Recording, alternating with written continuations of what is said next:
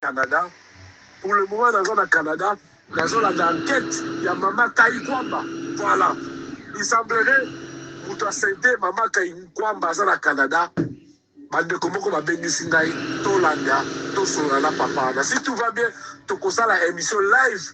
Na, soi-disant, il semblerait, Rwandais wana, il y a nationalité Rwandais, nationalité canadienne, mais d'origine rwandaise. Voilà. Tu as la émission na yé. Pona, tu es ba, aye bisabiso. Vraiment, à ça la relation, c'est il semblerait, à ça la relation, na Maman Kaïkwamba. Donc, ngai ndenge na koti na dossier wana yango bande komo ba bishop yaka Canada pour le moment dans na Canada mais na kotanga ville mais dans na Canada dans landela enquête si tout va bien bokolanda émission ngai na papa wana Rwandais to solana ye ayebisa ngai biwapi pai wapi bakutana na Maman Kaïkwamba bayebani ndenge nini na Maman Kaïkwamba voilà. Toyeba si réellement zemi oya Maman Kaïkwamba eza ya ye. Voilà. Bango sur la Félix. Naza na Canada. Akoyebi sangai. Merci beaucoup bandeko. Bandeko. Eh ben attends kuti bongo. Ça veut dire c'est Félix ako bongo la zemi ya bandeko na ba Rwandais. Okolia pa. Oyebi te. Pa we uta wapi. Oyebi te. Ya on tokoma mo ekenge la kotambola. Bolimbisi bandeko so moninga te. Mais on est ensemble. Merci beaucoup bandeko. Donc si tu vas bien te koutani ce qui t'a monani. Merci beaucoup. Et puis tolobi bye. Merci maman, merci. Kitanga merci. Merci. Pour la bandeko bobenga pour na ko blanchir mbongo. Donc il faut justice belge et ça la musala nango ba benga na ba mboka mususu estika bango ba bomba mbongo ba la kitaki muyibi avéré na bango au détriment ya peuple congolais ou azo na moins de $2. Ba justice et ça la mapona bango et puis ça la sous sauver peut-être na kata mboka na biso na ye na ba dauphin na ye na parti na ye IDPS pour que ba lo quoi ba ça la discuter. Voilà, on avait pour le bishop. Mais concernant Bakalobi, non, Kabila fait gestion gestion. On ne va y bongo au Kabila tchana mboka moko boye afunda pour Bakangango. Jusqu'à preuve du contraire, il n'y en a pas. Donc, on est un sujet, il y a qu'on renvoyer d'où Kabila, la famille Tshisekedi pour les lots, Babimisi on a pour sa stratégie, on a toyé biango. Donc, pourquoi nous, aujourd'hui, nous voulons que Fatia Kembe. Mais pourquoi toujours nous sommes derrière la bateau, la bateau tournée qui mbongo, la forme, Kabila, paradis fiscaux, mbongo Kabila les mais nous savons tous, Ndenge Kabila gérer mbongo. Mbongo est quelque part, la Tanzanie. Mais pourquoi nous sommes derrière, pourquoi tout ça si malaye, si ma voilà. Lorsqu'on accuse quelqu'un, il faut prouver par A plus B que non. Moutou a ibaki mbongo d'un point A et qu'il n'a point B. Achaki yango awa. On va accuser famille à Tshisekedi. Ba yebi que non, ba société écran ezali. Okay. Déplacement, mouvement et salamaki. La personne a le baki que je vivais au crochet de ma femme. Les là sont multimillionnaires. La personne a le baki que non, et je vois des batailles nanga ezali la bonne gouvernance. Le peuple d'abord. Et ce n'est pas le cas. Mais Kabila, on peut l'accuser, peut-être que non, à réaliser qui n'attend à Salaki, à réaliser qui n'y ont sauté. Mais on ne peut pas l'accuser d'avoir détourné plus que preuve est égalité. Mais pourquoi toujours dans la Batouana de Konanga Bishop? Parce que le peuple est incapable.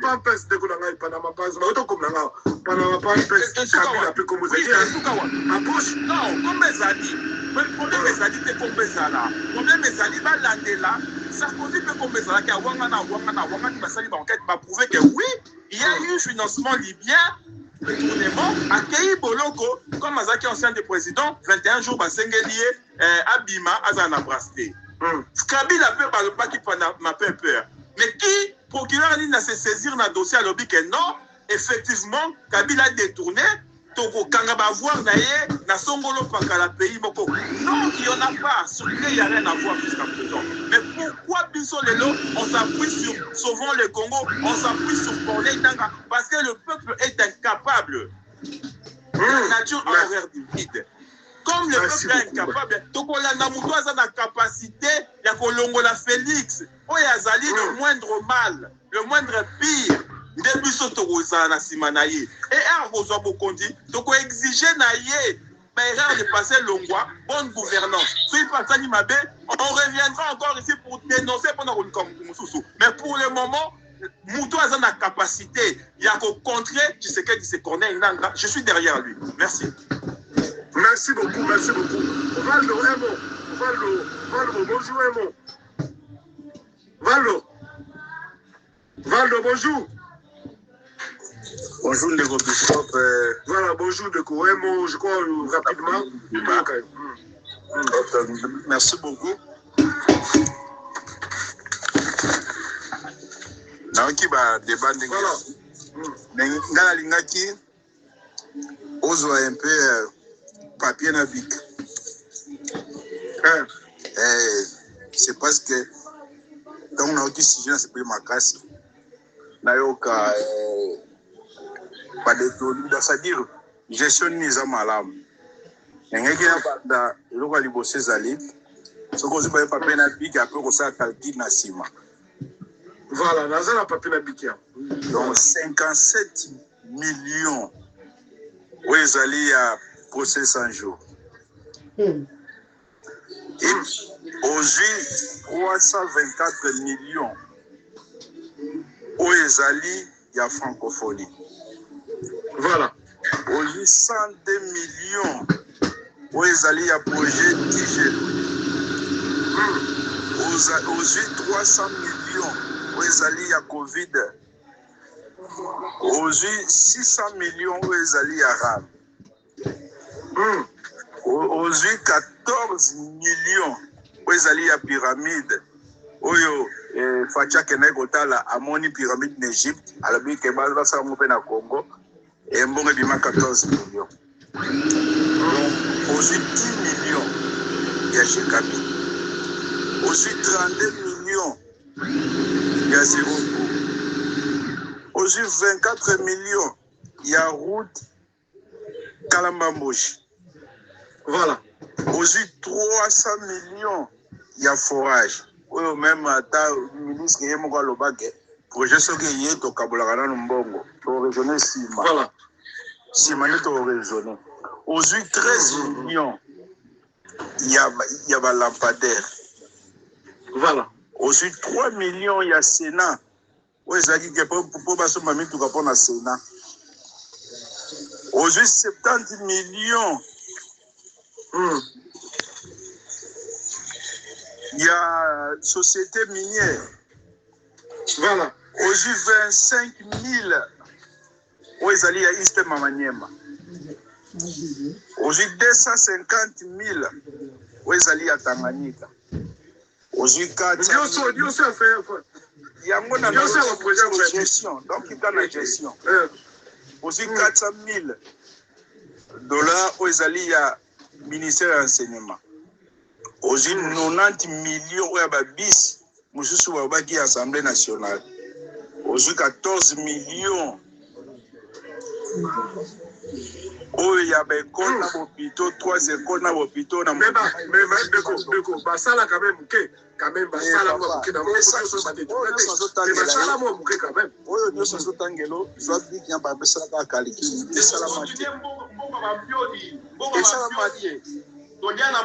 14 millions, il y a 3 écoles dans l'hôpital, dans l'hôpital, et ça la moitié.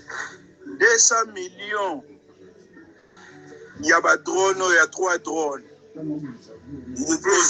Aujourd'hui, 440 millions, il y a hôtel, na minute. Aujourd'hui, 105 000 dollars, il y a Rena. Aujourd'hui, 80 millions, il y a bâtiment, il y a IGF. Aujourd'hui, 240 millions. Papa, dans ce que na Congo, tu commis na Rena. Et si nous sommes comme bien. Na évité place ouana. Donc aujourd'hui 242 millions, il y a 145 territoires. Aujourd'hui 5 millions, il y a Fonarev. sikoyo yebisanga gestion oyo donc comme à peu près là 5 milliards nalobaki ke okoma ngola papier otala sikoyo tokomi na combien sikoyo tosenga baaide tokomi na banyongo sikoyo bamillion wana nyonso nde gouvernement belge bakotala na compte na bango par rapport à salaire azwaka na bamillion wana oyo eloko moko emonanaka te mais toke elef sikoyo suka nango boni. Merci beaucoup. Merci beaucoup. Merci beaucoup, c'était citoyen, bonjour citoyen. Bonjour, Victor Pomoni. Baninga nango baleki balobi tout, ils ont dit l'essentiel, Bishop. Les gens doivent comprendre que en temps normal, gestion ya IDPS ne peut pas être l'objet d'une comparaison avec gestion ya Kabila. Pourquoi? Parce que IDPS, lors de tous les régimes précédents, au Mali na Mobutu, balobaki ki bayete bazaba diable Mobutu dictateur incompétent et l'équipe. Mouze Aye, bayokalité, papa Mouze dictateur à l'équipe. Joseph Kabila Aye, Hippolyte Kanambe rwandais, Manchen, Tonani, nanana. Donc on sous-entend que bango tango bazoya. Et c'est ngela qui baya na optique ya kolakisa biso combien ils savent mieux faire que les autres. Voilà. Surtout Kabila. Kabila ne pouvait pas être le talent de mesure. Ça veut dire que non, bonjour mesure, au télémission, au moni Kabila, à ceux qui ont biso to leki. Non.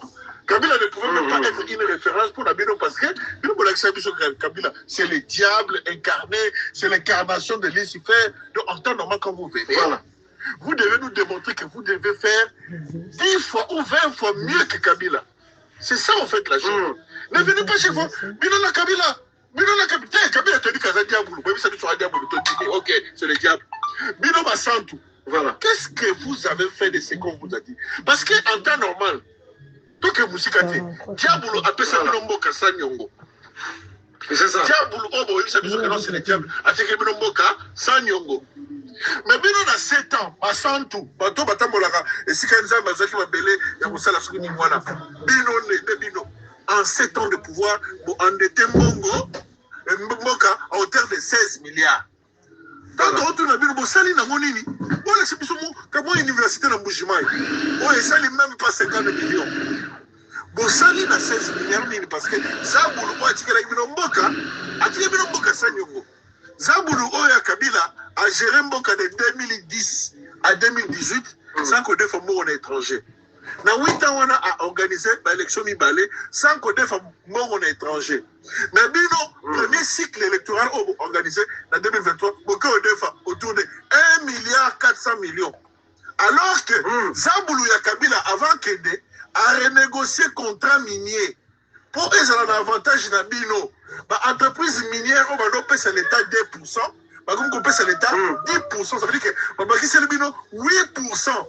Pour en temps normal, pour gérer bien, on a l'intérêt que nous devons faire. Mais on va 8%, mais pour qu'ils soient à hauteur de 16 milliards. Ça veut dire que ceux qui ont pouvoir les lots, tout le monde pouvoir. Bon, c'est là, obligé de faire foutre dans le Nyongo, mais c'est tout comparé. Dans le Nyongo, dans l'infrastructure, il y a pas photo. Un pays, une ville comme Kinshasa,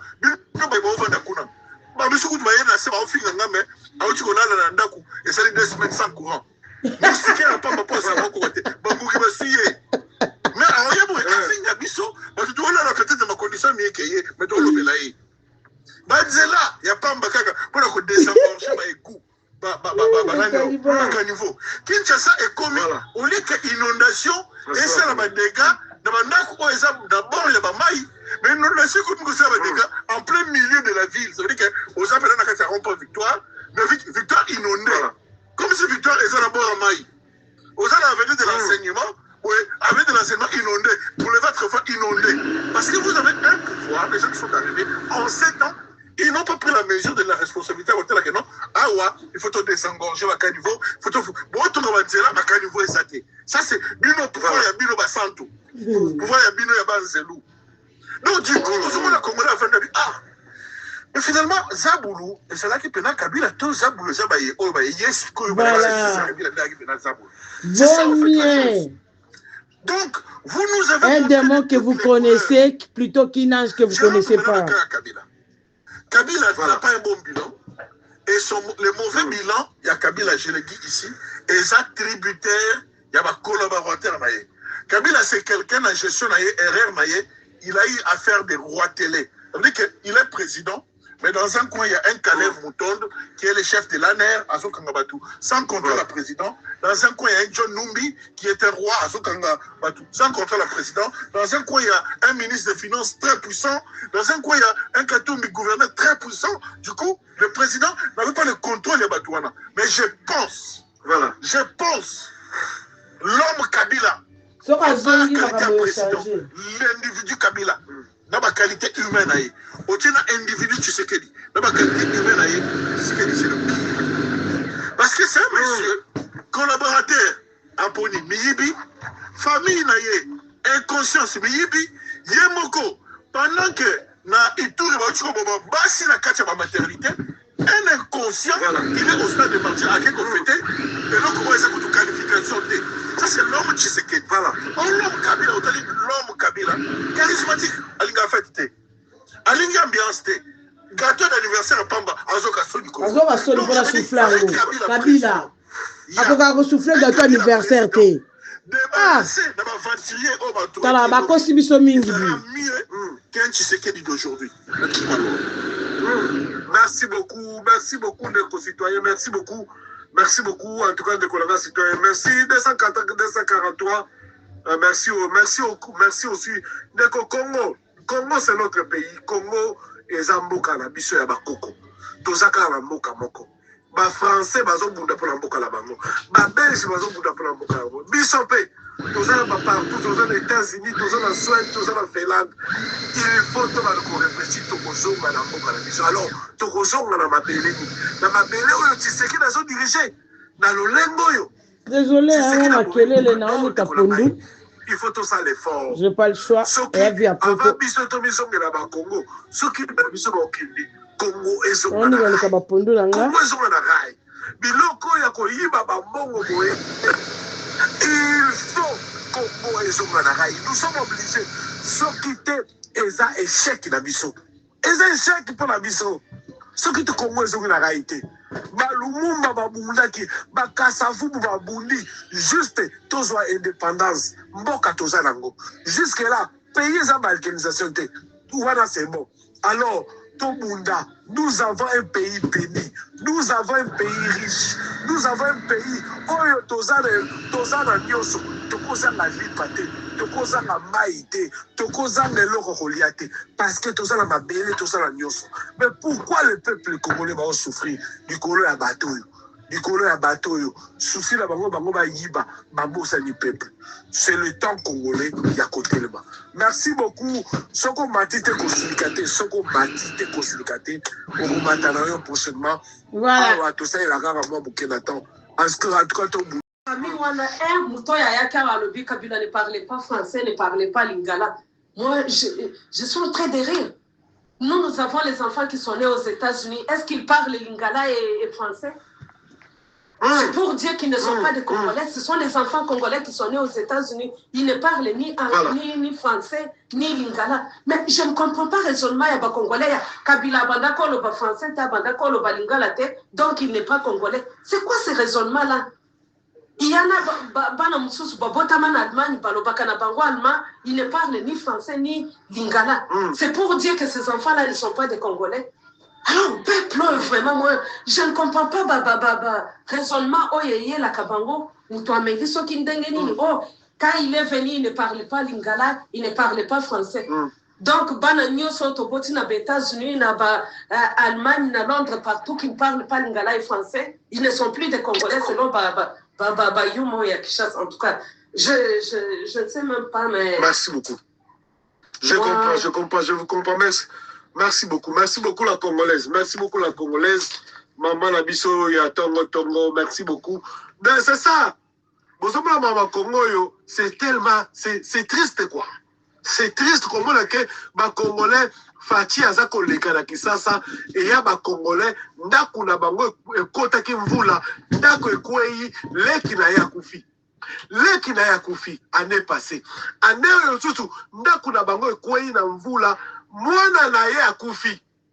Amoni Fachi aza koleka aza kobekele maboko Fachi umela ndeko oza maudit na tina 20e génération. Félix Tshisekedi a mérité Teto Betela et Maboko. Fachi a mérité to wolola kaye bu colonel somoniye. Omoni Fachi wolola. Omoni Fachi longola bilamba lakisa enzoto na ye. Maudire Fachi. Fachi a mérité to maudire chaque jour. Parce que situation toza la lelo. Comme si la situation c'est Félix Tshisekedi ndeko na ngai. Félix Tshisekedi a nyokoli ba Congolais, a komisi ba Congolais na niveau oyo. Fallait que la biso ndenge Kabila tikela kabiso mboka. Oui, Kabila za mabe na ndimi. Kabila détournant. Oui, na ndimi Kabila détournant. Kabila kota watu na prison. Oui, Kabila boma. Oui, mais tikela biso niveau mboka ndenge zalaki. Tikela biso mboka. Lelo zongi biso 20 ans en arrière.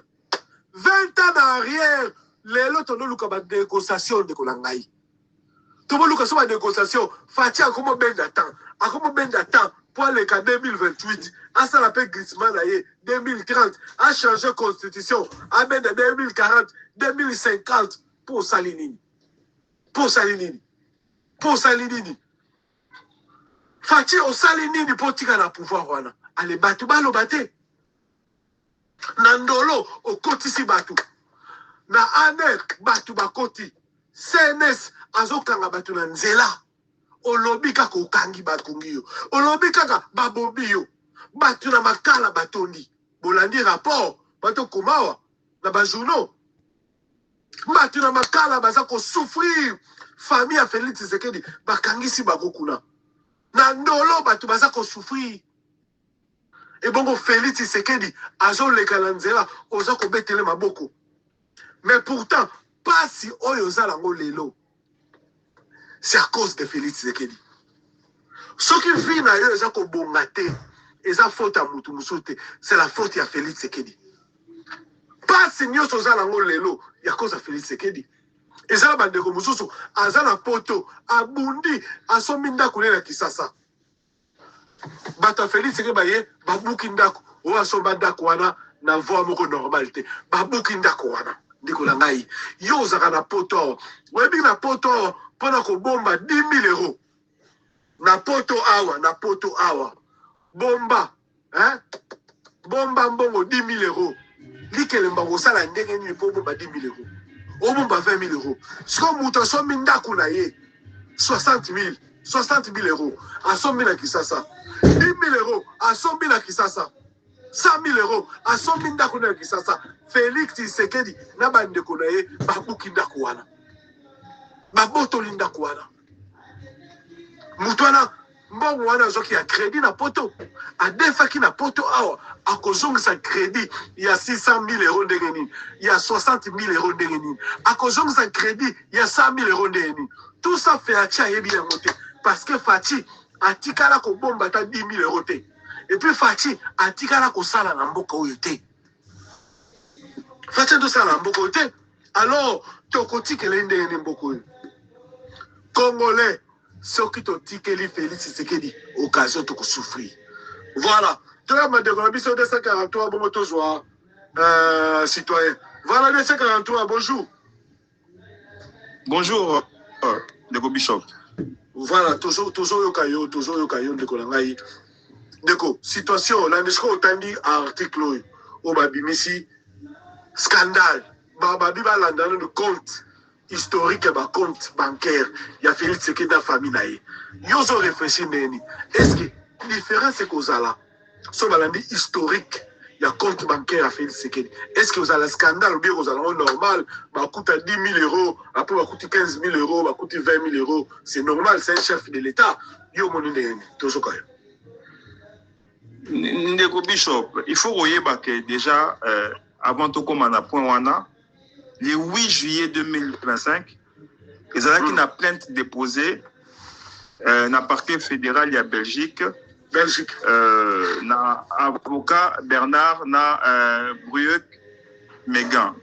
Plainte wana, ils ont initié na ONG Katanges, na ba ancien dirigeant de la société minière publique congolaise. Voilà. Et bandaki pour viser 9 membres de la famille Tshisekedi. 9.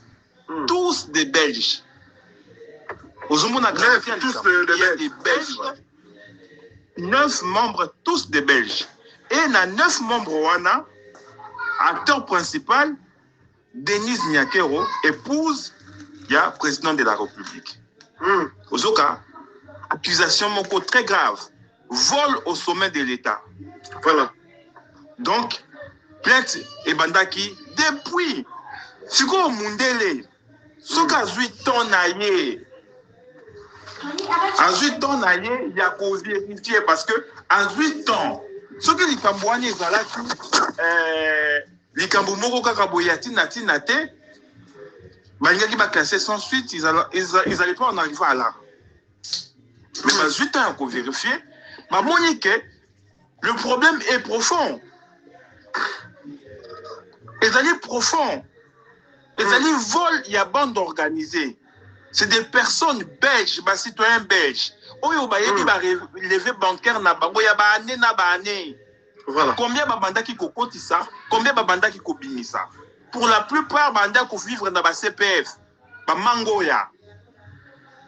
Ba minimum vital au ba dakabato ba salakate. Pour la plupart. Aujourd'hui, ces gens-là sont multimillionnaires. Par quel mécanisme? Moussalani ni batsalaka. Moussalani ni batsalaka. Et puis, salaire ni baganyaka. Est-ce qu'il y a conflit d'intérêt? Yo moi président, cousine à président. Au commun de gestion, il y a un local public. Il y a conflit d'intérêt ou pas? Voilà. Au souvenir du sous-soukenon, il y a eu un monsieur qu'on appelle Nicolas Kazadi. À ça là-bas, voilà. En direct, il a dit bongo ce qui est côté to kabolaka.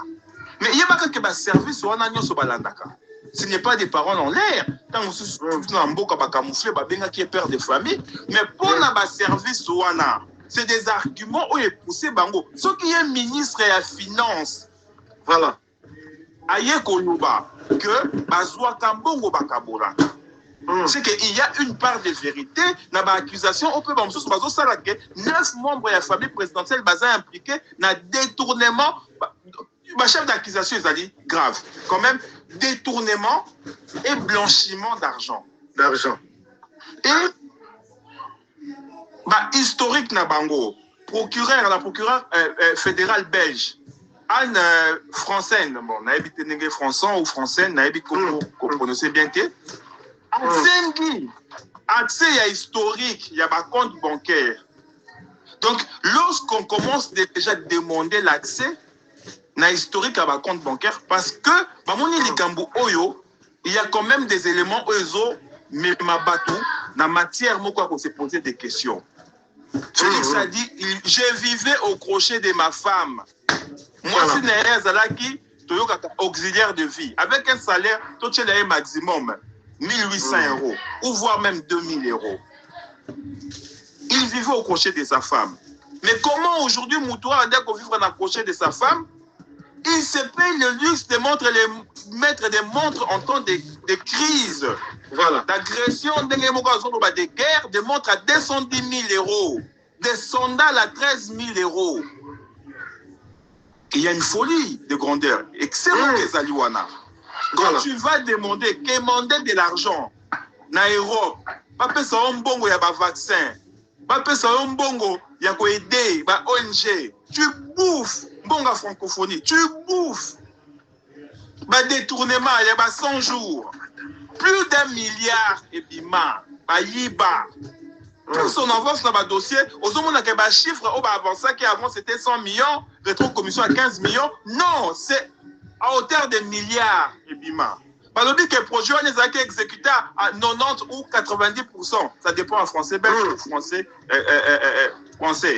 Mais misala wana emonana te. Bapréféré bika emonana te. Esalama te, détournement. Donc on sali ba historique wana nyonso to mbongo wana ekei wana. Le pays, il faut tout perdre. Voilà pourquoi ça ne sert à rien de prendre beaucoup d'argent, garder dans des paradis fiscaux, attends, la Belgique, attends, la Panama, attends, il n'y a pas question qu'on perde le pouvoir, mais on va au chantage. De toutes les façons. Maintenant, citoyen, avant de passer à tout Maloba, est-ce que historique, il y a un compte Félix Sekeli, il y a Maman Denise Akiro, est-ce que vous avez un scandale? Parce que Malobi, il y a un problème, vous allez contrôler.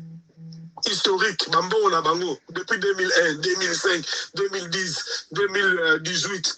Est-ce que pour nous, vous avez un scandale? Différence, c'est que vous avez un écart, vous avez un 2018. Comment? Ça sera un très grand scandale. Pourquoi déjà, je vais le dire? Au moins, il y a une loi qui recommande qu'avant qu'on même ministre, il faut déclarer ma fonds. Voilà. Dans un tel montant en banque, dans un deux maisons, dans un deux voitures. Comme ça, quand vous avez un pouvoir, on déclare en sortant, il y aura une commission d'audit où il faut comparer montant aux salaires avant, par rapport au salaire qu'on va gagner par mois. Ce que vous avez extrêmement élevé, tu dois rendre compte. Donc, avec ce qui dit, c'est quoi? Déjà, la crainte, c'est qu'un monsieur comme ça, officiellement, à un salaire, il y a 2 millions de dollars. Mais 2 millions de dollars, on a un salaire officiel là. Alors, voilà. Ça veut dire que ce monsieur, il en gagne tellement trop au-delà de son salaire qu'il ne sait pas contrôler. Ça sera hyper scandaleux, mon frère. Ça sera hyper scandaleux. Attendons voir et Européen ça a raison. Merci. Merci. Gardez la place. Bonjour King Mtakoyaki. Après je crois DMK. King, bonjour. Bonjour et bonsoir. Voilà. Ça dépend des fuseaux horaires là où vous vous trouvez. Voilà. Je vois déjà photo à Kabila na profil na yo, donc c'est que aux Kabylie sont bien soutien. Il y a qui l'a dit nous. Je crois qu'on dit rapport autant dit article Afrique intelligente. Dites-nous compréhension là yo. Est-ce que historiquement il y a un compte, il y a fait ce qu'il y a une banque et que vous allez nini et puis sangi sanyo c'est dans un koyokayo. Je crois Jika peut m'a détourné mais ils allaient mais le ban là c'est que koyokayo. Ok. Nayo banani ba rapport oyo mais je n'ai pas bien suivi ça. Mélangez français lingala si vous êtes mélanger, ça dépend de la langue, vous avez mélangé. Baki ça lingala français, parce que là, qui moi français, mais mélanger. Faites l'effort pour mélanger, voilà. Vous avez la parole. Ok.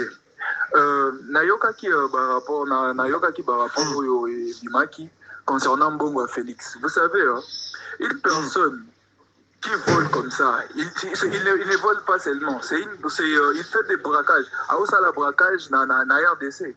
Vous savez, juste dans ces voyages, par jour, il touche 5 000 $. Quand il part à l'étranger, 5 000 $ par jour. Pour un voyage au Nyon. Oui, c'est payé par les gouvernements congolais. 5 000 $ par voyage. Oui. Frais d'ailleurs déplacement. Oui, frais d'ailleurs déplacement. Par jour. 5 000 $ par jour. Maintenant, si tu comptes, le voyage au Nyon soit salaki. Et vous savez combien? Au Nyon Soana, si vous dites que non, le voyage au Nyon a dépassé 200 millions, je pense, 200. Mbongo Nyon soit à Salakanango, où va payer ça. Ce qui a tiré en Nyon Soana. À Sali, le centre de santé à Kinshasa. Et au cours du centre de santé, combien de centres de santé?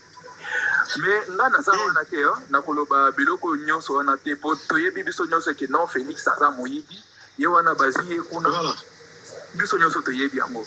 Mais eloko na yokaki olobaki yo na honorable concernant les dirigeants qui sont ici à Goma. Parce que moi je suis à Goma. Ouais. Concernant voilà, combien va gagner à combien? Dites-nous clair, parce que là, je viens, donc rien à Goma, la ligne, comment confirmer ceux qui vous avez la liberté qu'on nous bande dans le babouille. Parce que je vais venir à Goma, mais il faut la liberté qu'on nous bande dans le babouille. Là, le babouille, clairement. Voilà, dites-nous, est-ce que Nanga touche combien par mois? Vous savez, moi je suis de la population comme toute autre personne, mais moi aussi je me suis posé cette question. Vu que le gouvernement en place est proche de la population, moi je les ai posé la question. Il m'a dit que non, je dois aller au gouvernorat pour aller discuter avec les vice-cordos Théo. Le vice-cordo Théo, je vais discuter avec lui concernant la question. Je lui ai posé la question, il m'a bien dit clairement. Si tu veux t'engager dans le gouvernement, dans la politique avec l'AFC, tu dois te rassurer que non, tu n'es pas là pour devenir millionnaire ou pour avoir beaucoup d'argent. Non. Lui, il m'a dit clairement, son salaire c'est de $600. Qui gagne $600? Qui gagne $600? Dites-nous. Les vice-coordonnateurs, il y a gouvernorat, il y a Nord Kivu. Nord Kivu, il gagne $600. $600. Il m'a dit clairement que pour eux, si tu vas t'engager dans la politique, parce que moi aussi c'est ça ce qui était en fait la question que je voulais, parce que moi aussi je voulais m'engager dans la politique avec l'AFC. Il m'a dit clairement que non, ce n'est pas pour avoir de l'argent, c'est pour servir la nation. Si tu es là, c'est pour servir la nation, ce n'est pas pour t'enrichir. Tu es là, on va te demander d'abord de nous donner tout ce que tu as comme bien physique et argent dans tes comptes. Au PS Yango Nyonso, si tu as une boutique, si tu es locataire, tout ça on saura. Et par après, il n'y aura pas et des avantages sociaux, juste ça. On touche aujourd'hui, on commence les agents de la DGM, ils touchent $10 par jour. $10 par jour. Donc les plus faibles, Azaka a $10. Donc c'est pour dire que non, on n'est pas là avec l'AFC, ce n'est pas pour voler. Ils ne sont pas là pour voler, mais pour construire un Congo nouveau. Un Congo meilleur que ce que vous avez là. D'ailleurs, moi j'ai pitié de vous, vous les gens qui êtes à Kin. Hein. J'ai vraiment pitié de vous. De toute façon, vous vivez comme ça. Vraiment, j'ai vraiment pitié. La façon dont vous vivez, ce n'est pas une sorte de vie ça. Si vous voulez vous mettre ensemble, levez-vous. Il ne faut pas attendre Nanga. Mais est-ce que toi qui es à terre le but il y a un bon digérance, il y a un bon Naguma. Parce que tu vas recevoir à Madame Fanny Cash, tu vas recevoir rien jusqu'en décembre. Mais, au lobby, $600. Mais d'où vient l'argent là? Il y a des taxes. Bien, si un vice-gouverneur comment il gagne 600. Mais là, c'est ça.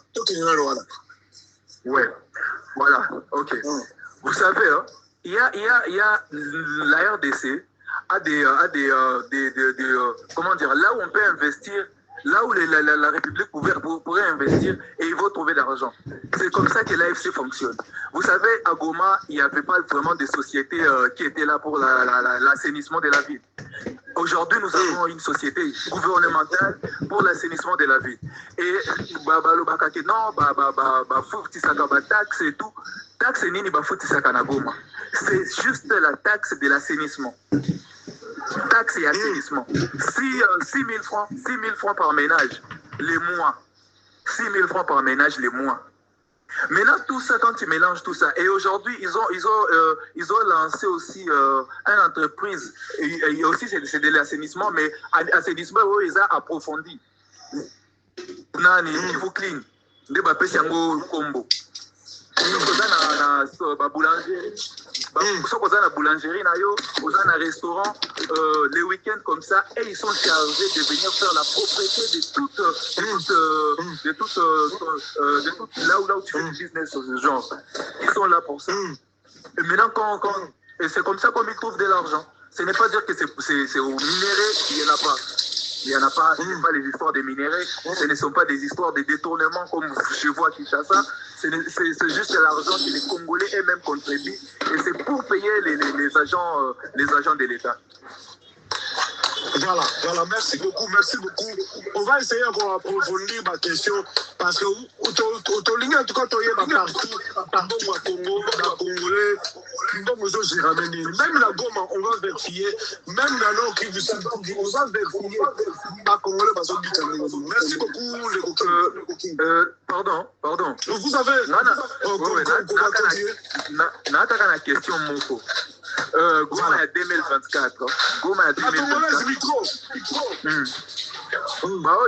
Bao nyonso bayebi Goma, bao nyonso bayaki Goma. Na reposé bango question à Moko. Goma à 2024 avant libération. Na Goma ya lelo. Il y a wapi ndezo fonctionner bien. Tona ba banque mais fonctionnement ya ville. Et la ndezo fonctionner bien. Quand il y avait la gérance du gouvernement de Kinshasa et quand il y a aujourd'hui la gérance de l'AFC. Mais vous allez voir que c'est le gouvernement de l'AFC qui gère bien la ville. Très bien même. On avait un problème ici. Oui, on avait un problème ici des 40 volets. On ne dormait pas. Chaque 2 heures, c'était des sirènes. Partout, on avait déjà installé des sirènes dans la ville. Aujourd'hui, aux autres Tambola, librement. Sauf qu'au Koutani, na patrouille, il y a AFC. Ils vont te demander si tu viens en La Congolaise du micro, s'il vous plaît. La Congolaise du micro, on a eu ça matériel, vraiment. Papa Bishop, Yomo Kanga était. Voilà, les autres, maintenant, quand les maisons les catins. Voilà. Merci, continuez. Sorry King, continue. Aujourd'hui, gérance, il y a AFC. L'AFC gère très bien la ville de Goma qui est le gouvernement de Kinshasa. Ça, c'est 100% vérifiable.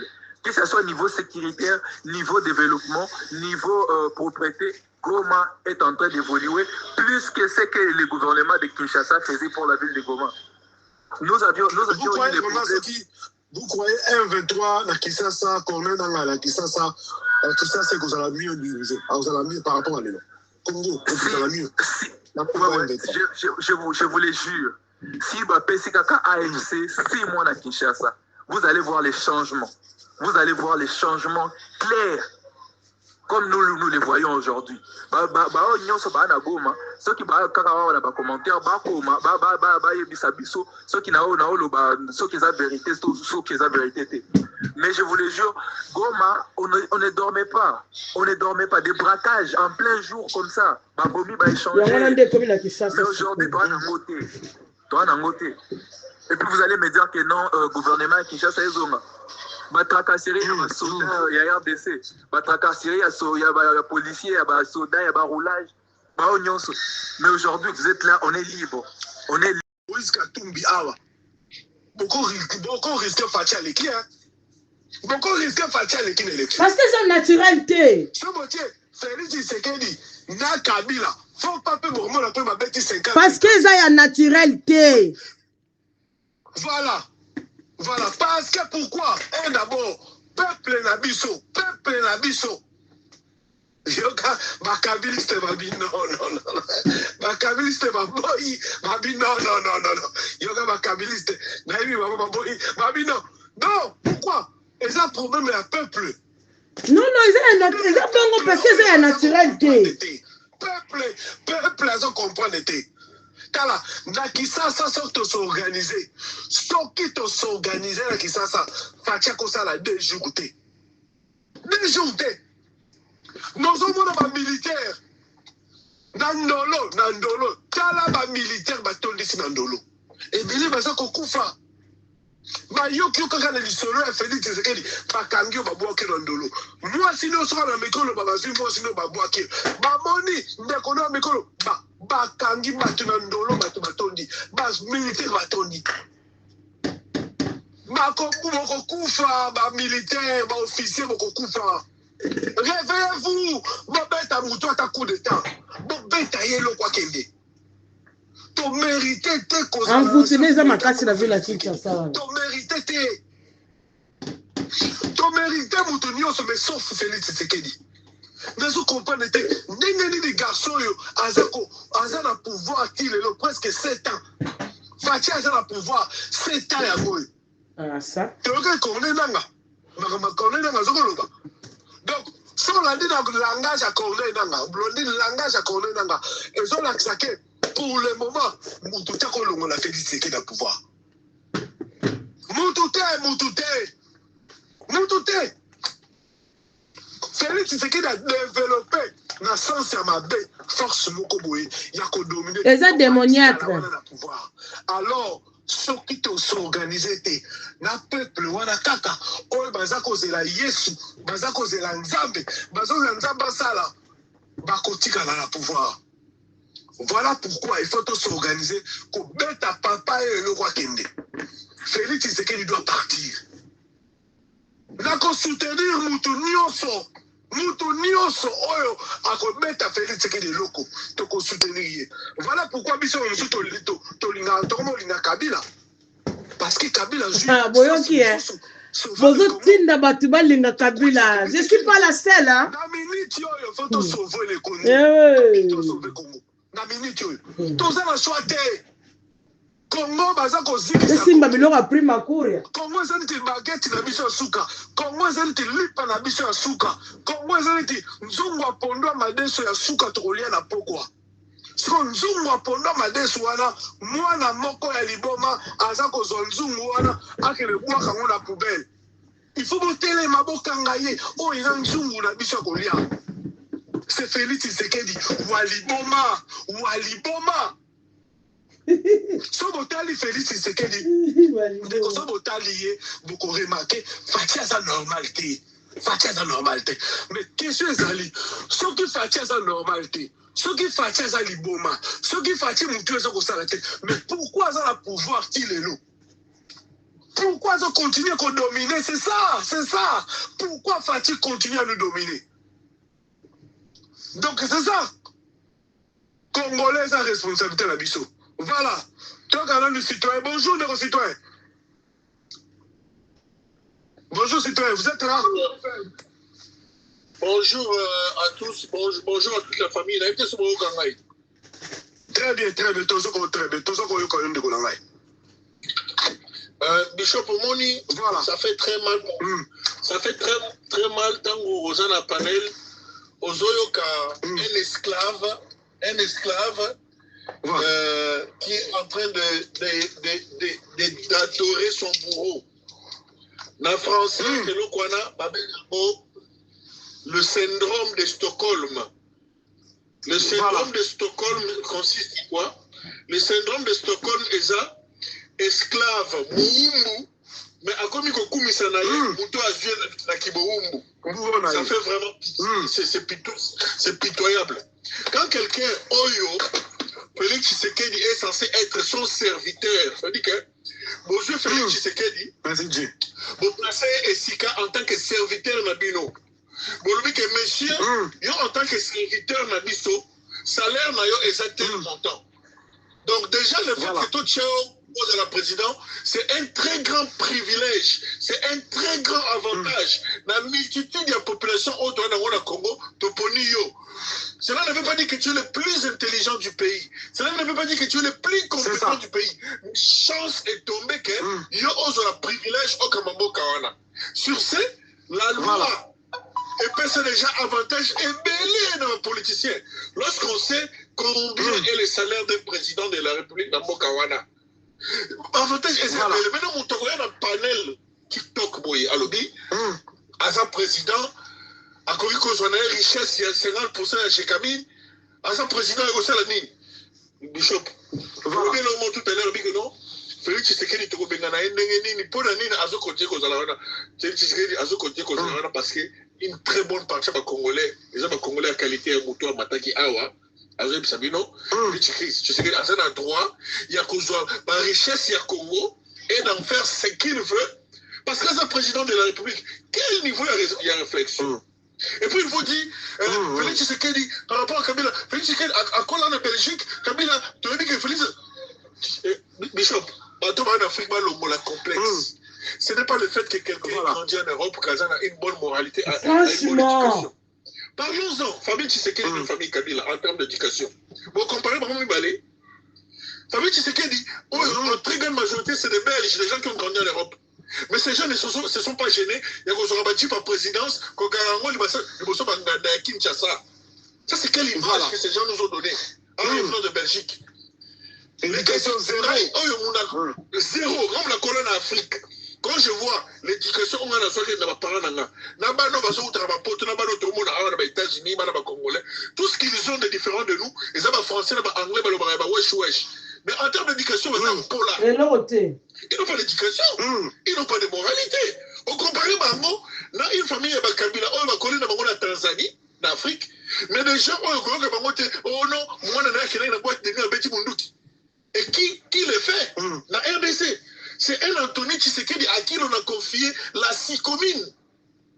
Entreprise numéro 1, ils ont géré l'entreprise minière sur le Congo. Directeur dans le Congo, Anthony Tshisekedi. Un Belge de nationalité, mais moralité, un homme capable d'aller dans une boîte de nuit toute une nuit et de tirer sur des innocents. C'est cette éducation de la Belgique que vous voulez nous faire croire que la famille Tshisekedi va ça danger. Au lieu que ma Kabila va seulement comme on est, l'éducation quel complexe. Ça c'est quand même grave. Tout ce qui est l'économie. Les gens doivent savoir que les dollars est l'argent de référence de toutes les transactions du monde.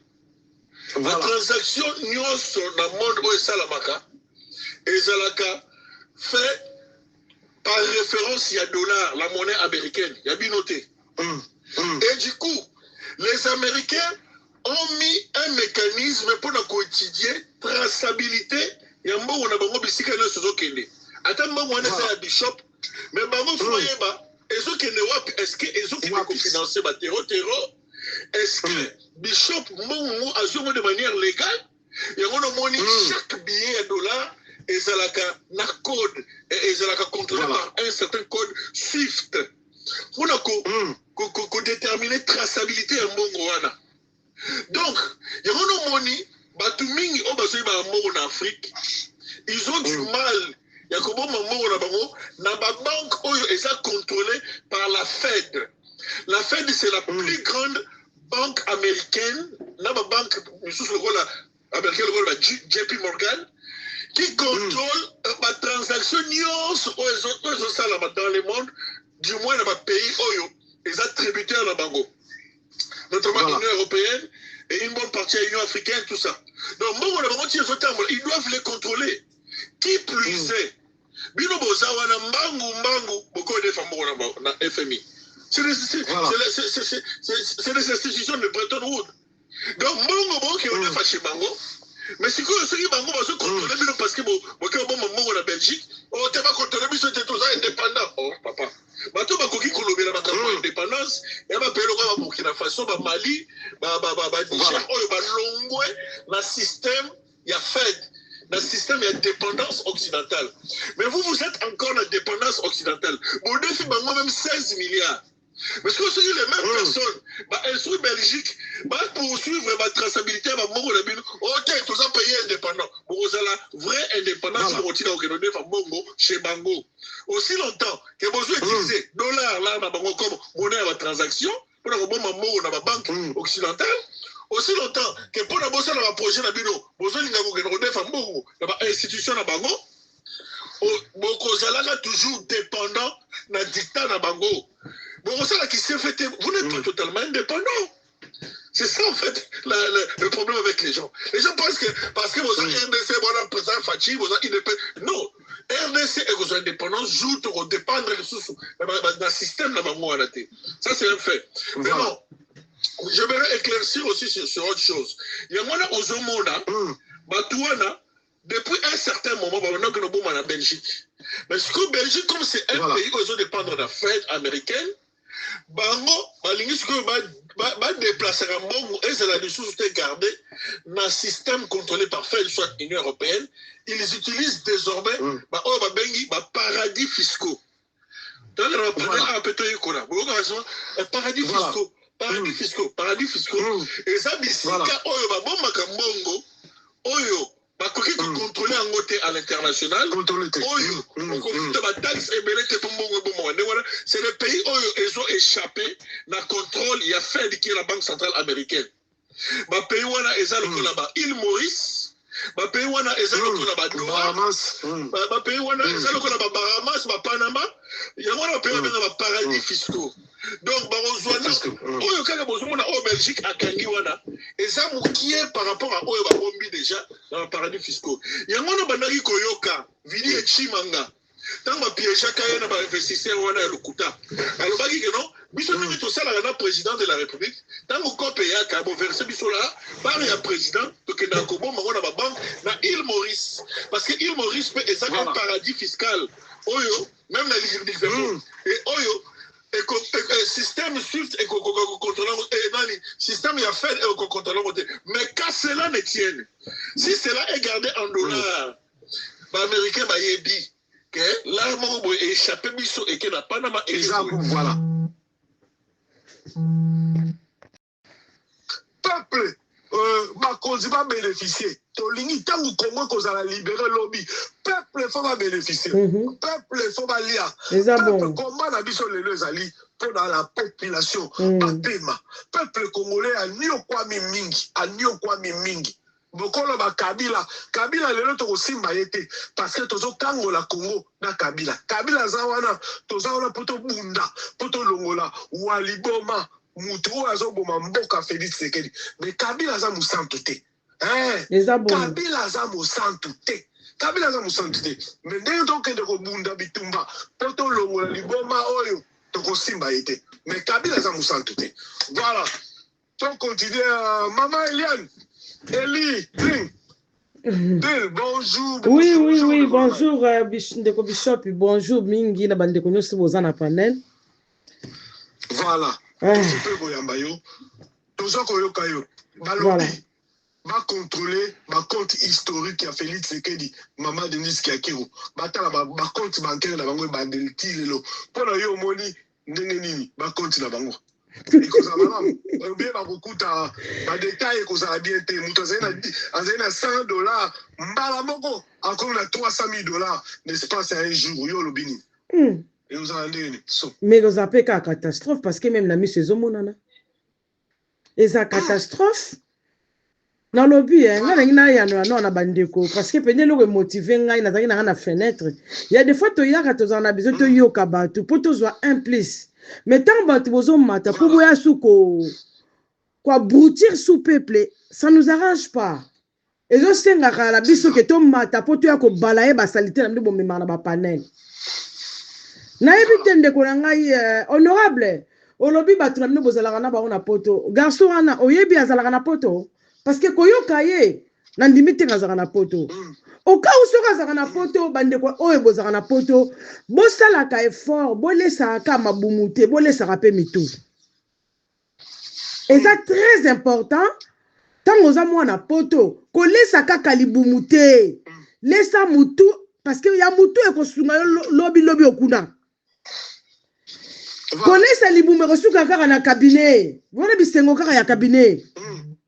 Mais na mutu vraiment ekosunga yo même dans les avenirs ekosunga be bozela pe kaka bokoma pe ka na potote po mitu na bino kwa kosala soko zo même opportunité ya kobima libanda ya mboka okomi na mboka moko boye yambi yo luko yeba mboka oyo yambi ngai esala ndenge nini po etelema ndenge etelemi boye ndenge nini bakonza mboka oyo basala po mboka na bango ekoma na niveau même mesure ya koyambanga kitoko. Parce que tant que tu as libanda, tu as mboka mususu ndenge nezo yamba biso. Est-ce que tu mituna ka mituna, est-ce que biso tu za capable de yamba pi bande ko mususu bongo? Est-ce que tu as la possibilité makoki biso pe to yamba bande ko mususu ndenge ba yamba biso na libanda? Vous voyez? Donc ce sont des questions à se poser.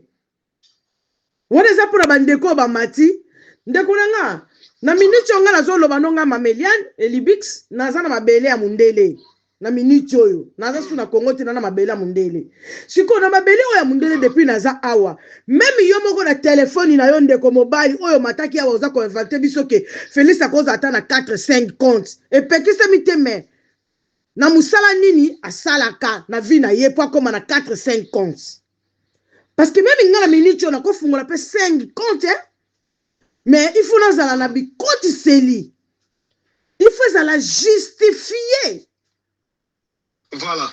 Tu dois justifier c'est quoi comme comme ressources na yo. Parce que yo zo lo biso Félix Bakoko contrôler yete parce que azaka kumwa papi mukonza boka.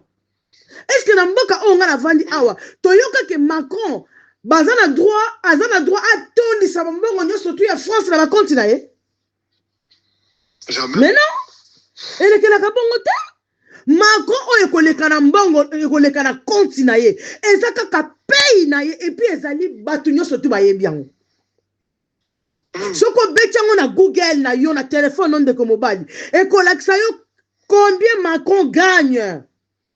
Tout le monde a waboye François Fillon asambwa pona costume pamba Congolo linga kobosa na mingi costume pamba basombela ki ye ya plus ya valeur ya mbongo ezaki plus ya valeur ya paye na ye si les lois se présentera même sous na makamba politique ite soka kenda wapi soke pasala kaka boyoka ngo te to bobosani yango hein François Fillon Aza en politique à mounen na kacha France. Bakabela ye veste, na chaussure, et même ye na boulou et que shit na ye yango wana. Bongo siko yo lingolo balabiso. Ça veut dire que le col a Félix aza président de la République. Trésor public mobimba fait la na kacha na kola kusena ya la kango. Est-ce que ça la kabongo? Ça veut dire que bozo yeba même état valeur na bino mo répéter comme peuple. Bonjour dignité na bino bomoto na bino surtout bokabeli yango pa Félix. Raison pour laquelle azo sala bino ndenga lingi. Merci de ça. Yango azo sala bino ndenga lingi.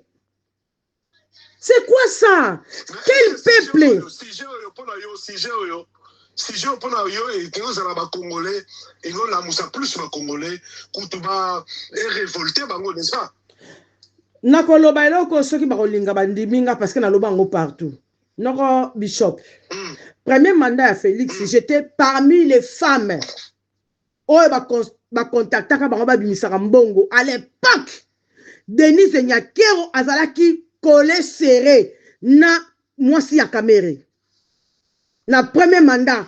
Bozonga muke sima botala ne bazalaka.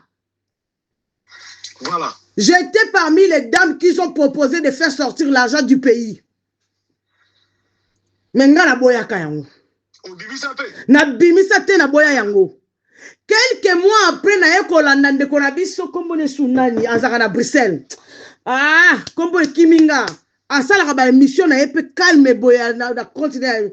Auto kufela père de maman na ekalate abo so bomoni combattant mo azala tranquille auto kufela maman na ye. Na Belgique. Na bosi kombo na Kiminga. Voilà. Ya mobali. Quelques mois après, tu as vu vidéo, bakangi 3 filles na Belgique, oh bazaki ko bimisa bambongo. Ya Nyakero na Amida po ebima libanda. Ba pourcentage après ba pesa bango ba lia, bazalaki bazoba bakeke ko tia na banque. Na lingina koma place wana. Botala kaka niveau ke na mboka mundele okoki ko ya jamais mbongo mo kaka boye oyi injecter na compte na yo. Ezalaka te. Tu dois montrer ce qui est outi wapi mbongo wana. Non, c'est pas Fabien Kouswanika, c'est pas Fabien Kouswanika. C'est un jeune. Comme koye langa kaka. Ezalakate na landi bino bozolo ba bien même na ba transfert en mbongo. Ezala ba limite ba tia.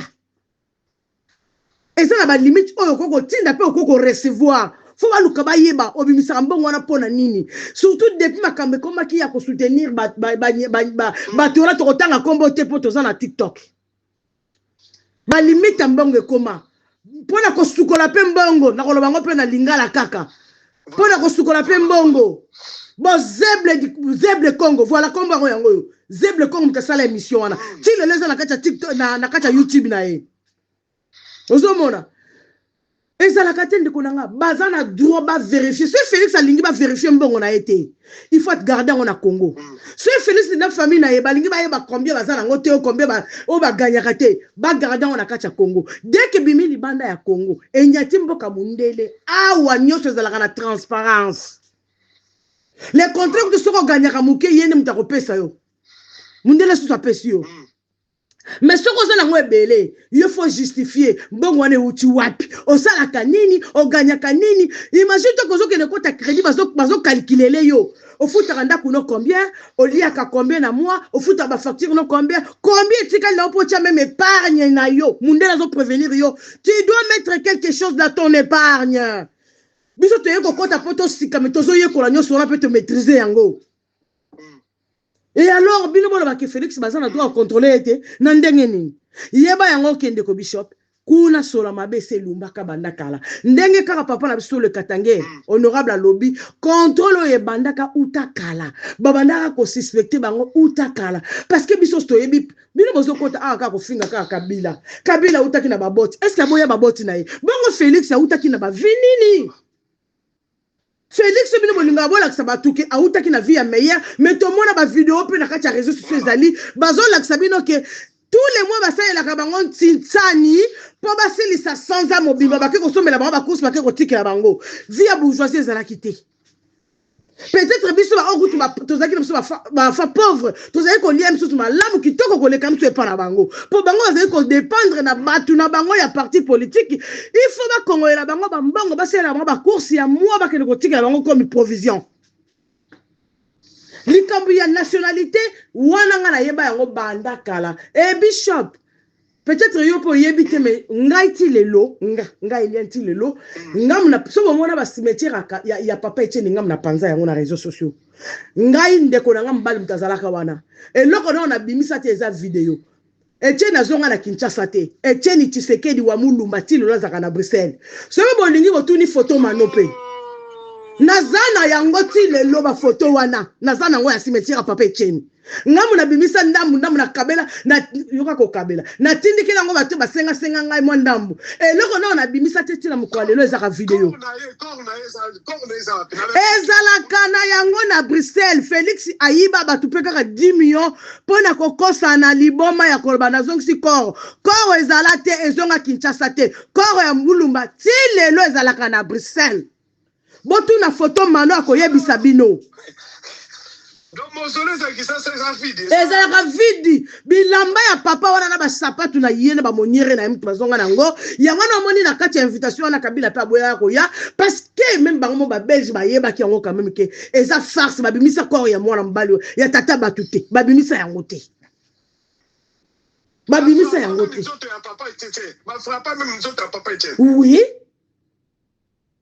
oui soko lingi na suka komela nga na compte na nga na inbox na kotindelo ba photo jamais vidéo ndeti leo na linga ko bimisa ngote na kanga yango bwe po bataki nanga modoso ba finga modoso na bisa ba video wana mutu apesa nga biloko wana téléphone na ye wana ebeba me bomba téléphone na linga pe okaba yango te eza na ndaku na ye aloba nga na confio ka biloko wana yoka mtoza na ngona minicho soki bimi eza libande zanga ngam na zana ngo soki botiete me photo mano za wana bokene ko tagé ya ko yebisa bino ozoyoka donc Félix abandi moyibi banana e bande na premier mandat na tito ke na suka to ebi biso soki ba vite ba uti na yango ba veki ba on est l'autre côté c'est normal c'est ba enquêter bango parce que mundela za bongo et pas pouvoir e uti ko ya sika il faut chazolo na ye ayoka soloni ne kolumba kuna alors ce moment que eloko moka makasi ezate siko bozo banga nini bozo banga nini zela na luana mama na ngai mama Eliane yo zela na luana te kana batu no peso question d'accord na suka na kangi zela soza la temps zela kanga juste micro voilà bozo ka makambo bozo yo ka tala Félix Tshisekedi ngala mona ina vision na mona Fati na vision Fati aza mutute Fati aza pire démon aza pire satana Félix Tshisekedi Congolais sokibo est-ce que vous avez le président ou témoin na Kim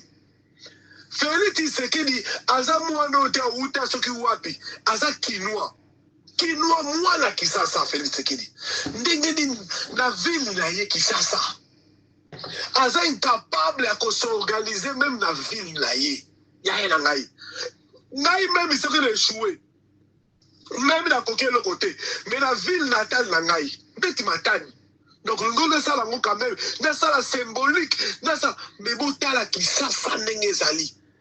Est-ce que vous avez qui ça n'engezali? Bishop Naibio Liloba. Eza na ba marabu na kati ya ville ya Kinshasa oyo ke baza ko continuer ko envoûter na kati ya ville ya Kinshasa. O to mona ka bango na série ya ba campagne ba bakisi sunda momusu ba na kati ya ville ya Kinshasa. Bango ba osala biloko nyusu bo na kati ya ville ya Kinshasa wana. Voilà, merci beaucoup, merci beaucoup. Voilà. Donc tapoter la biso, c'est la biso ba j'aime. C'est la biso ba j'aime. To solo na makambo yo. C'est triste quoi. C'est triste comme on a que bateau bateau diriger biso, bateau bateau diriger Congo, bazar na susciter la population. Mais malheureusement, bakinois, balingi bango. Pour les longs de Kolangai, sont au sali même élection. Sont au sali élection na Kisasa penda botier wana na Kisasa élection penda botier. Pour ça qui plaise à. Les ala qui prend ma pension alimentaire. Maman Mpela. Gisèle Mpela. Voilà. Bino vous dit que non, combien Oyo Félix a déclaré Bongo Bafuta Kaye. Et c'est par là, il faut que nous. Oui, les élections à 2 000, 3 000 euros, ça veut dire 10 000 dollars. Merci, hier, de quoi Oyo a lobby à Lingakanga au Soki Gilles. Hier, il y a bâti Félix a le montant. Et ça, montant au Félix a Futaka. Parce que Félix Félix a le combo. Boyebi pona nini Félix a changé ba combo ba tout ça là. Quand on voit que Félix c'était du Chilombo. Musu Solali Félix Chilombo et Soki Antoine Tshisekedi. Mukoyo nyo surtout pas na eza faux. Voilà. Félix Antoine Tshisekedi Chilombo. Pour tout ça, Félix Tshisekedi Chilombo. Donc, tout ça, c'est Mundele pas maman révolutionnaire autour de Banabino. Pas Mundele, c'est que ce n'est pas la même personne. Félix Tshisekedi a fait ce pouvoir na Kabila. Aki na kombo mususu. Tango ya lekiawa na oyo ya na pouvoir autour Fodao. Aya na kombo mususu.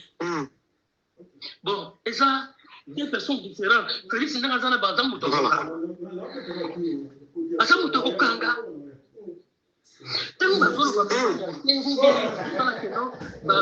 Mais ce sont des Belges. Bazana Bango Oyo et ça un passeport rouge belge.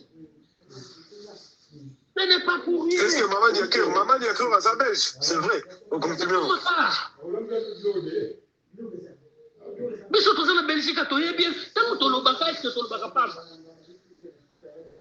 moi, Oyo, Autaki Gobalo, Oyo, Combo de Nani. Et ce qui n'a pas. Moi, Azana Tatana et moi, on a sa Belge. Mais de l'autre, moi, Combo ya Tatana, ba Pessier, na Libana, ne ba Pessier, Combo ya. Ce qui, moi, non, comme les. C'est que moi, Christiana Tshisekedi. Christiana Tshisekedi. Mais awa, moi, na apportaka kombo ya papa na ye. Na nationalité na belge o azanango. Anthony. C'est aza belge. Maman na ye. Biso no soto yebi na ye kotanga bakombo na bango awa te na kolobananga bakombo na bango te. Voilà. Antonella oyo ya Gisèle Mpela. Bango na so bana wana na soto. Baza ba belge. Baza soki Antonella na oyo mususu wana boy o balande pene longi ya papa Tshisekedi. Bango na soto awa nde bazala kawa. Ce sont des Belges. Lorsqu'on dit que non, la famille Tshisekedi sous l'œil de la fisc belge. Lui, vous pensez que vous avez pas. Non, c'est parce que et tout ça. Bishop, Oyabisi Bango, Bishop, ce qu'on met par Western Union, 3 000 na Western Union.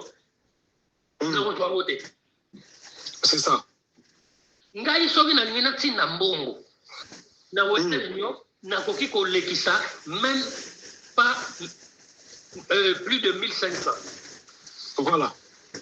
Nakolekisa 1500 te. Bandi awa na mwa moko nake na Western Union natindi 1000. Deux jours après na 2000. 3 jours après 5000. 4e jour ba bloquer nga. 4e jour ba ko bloquer ngai. Il faut justifier. Blanchiment d'argent, il faut justifier. Donc, ce que justifier, c'est que radio na Western Union pour changer banque.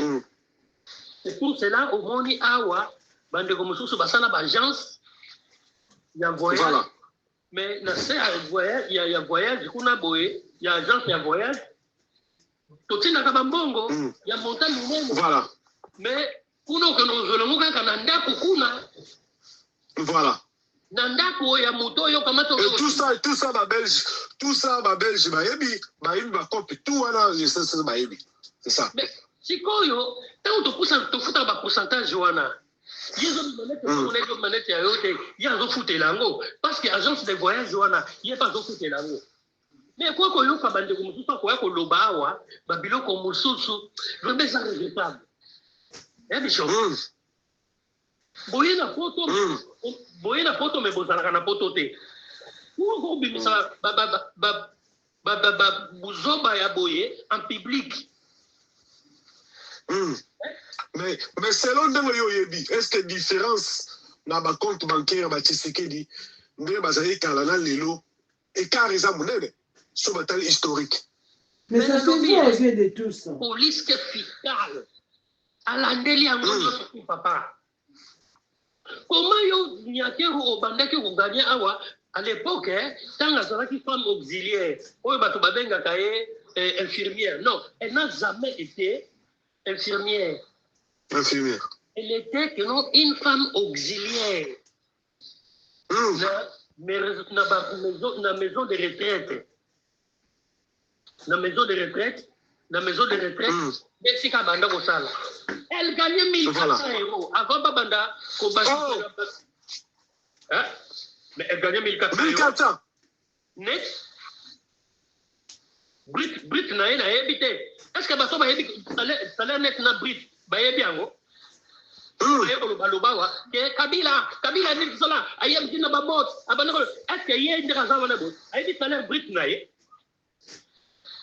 Il y a la carte net et puis à comment ça à ce là à qui on met la banque à qui on a dit tout ça c'est tout net Niakero c'était 1400 lorsqu'elle travaille dans la maison de retraite à Bruxelles. Et alors batali que non na net na yo au foot ndako au foot électricité, au foot gaz, au foot télévision. Nous sommes là, papa. On dit que pratiquement les locaux, mais aussi le téléphone. Les lots, le salaire, on est matin parce que au moni, syndicat, à partir de lundi. Lundi, mardi, mercredi, bien, via mon nez, na Belgique.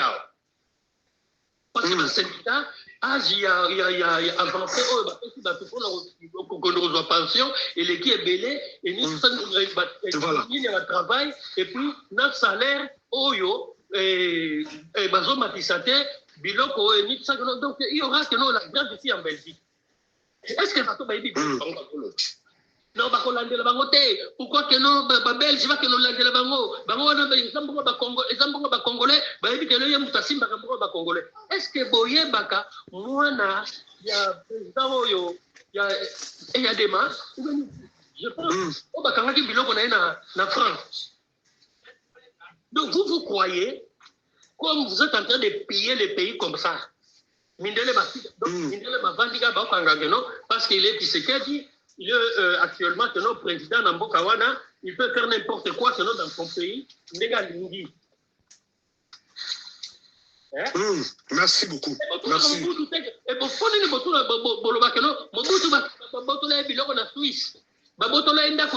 Belgique. baboto la inda kuna na nini na nini ni tout ça boto na ngote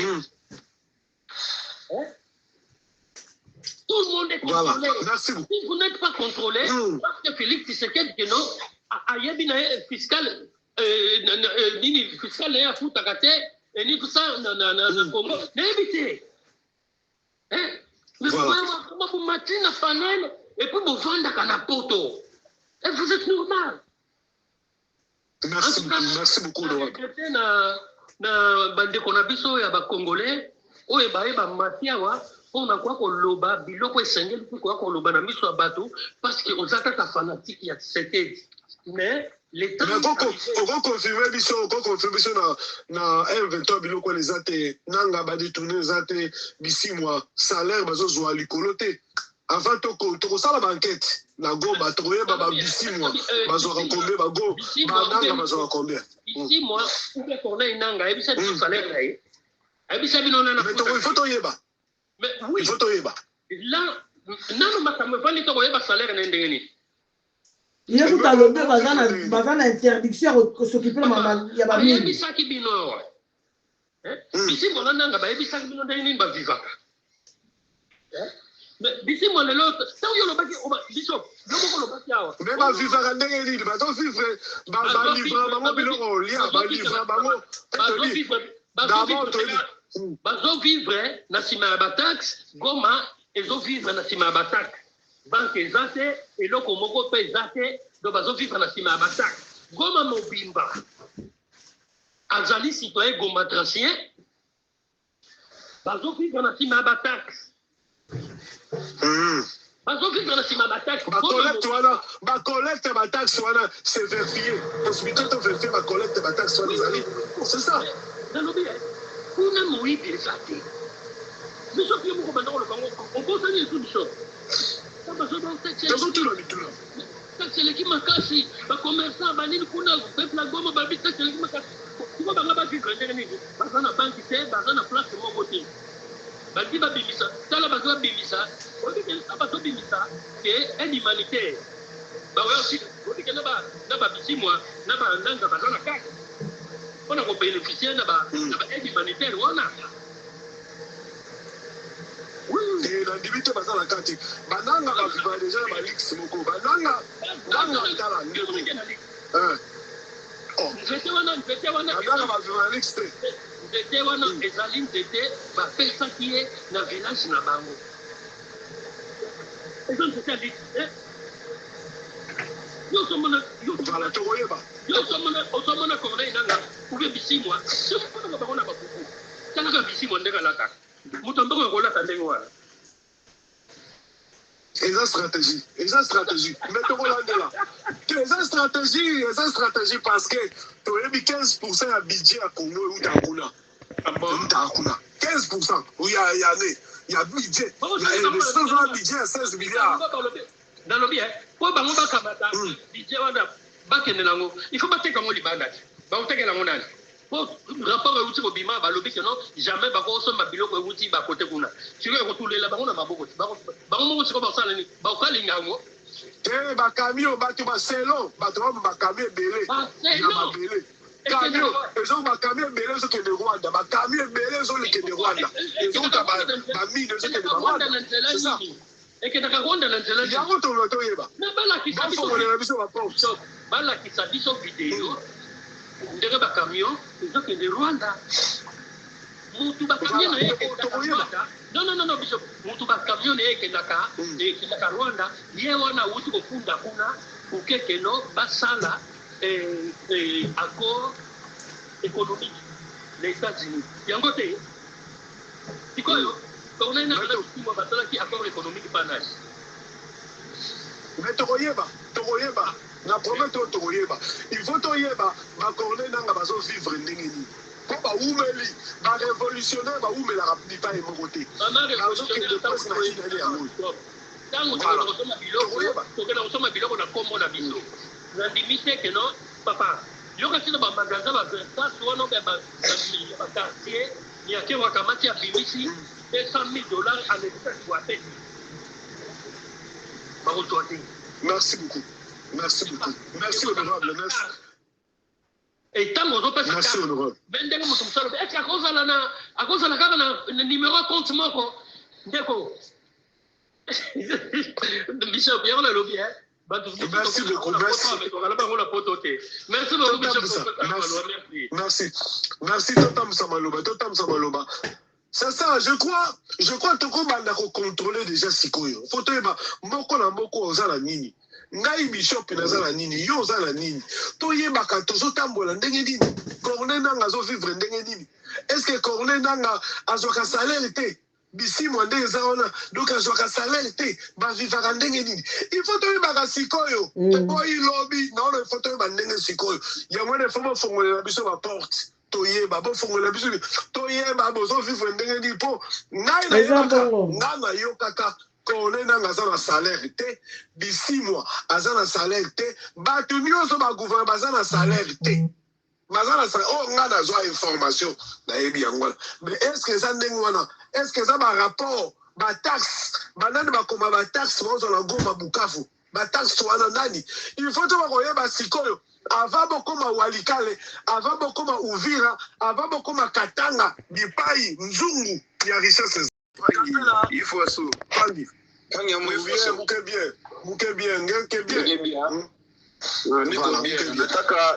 Nataka tuzungumshe.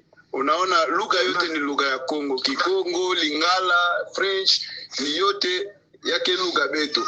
Yake ndinga beto. Muso na tuba fly. Mais tout le lingala pona ba.